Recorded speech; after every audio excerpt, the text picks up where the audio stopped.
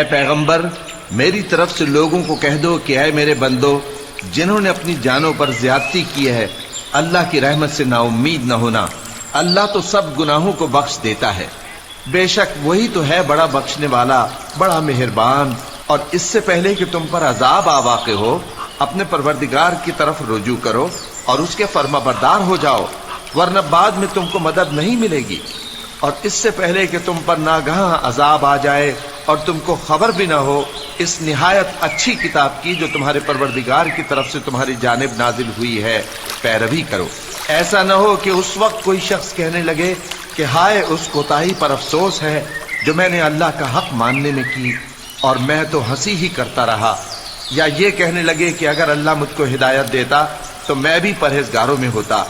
یا جب عذاب دیکھ لے تو کہنے لگے کہ اگر مجھے پھر ایک دفعہ دنیا میں جانا ہو تو میں نیکوکاروں میں ہو جاؤں۔ ارشاد ہوگا کیوں نہیں، میری آیتیں تیرے پاس پہنچ گئی تھی مگر تو نے ان کو جھٹلایا اور شیخی میں آ گیا اور تو کافر بن گیا۔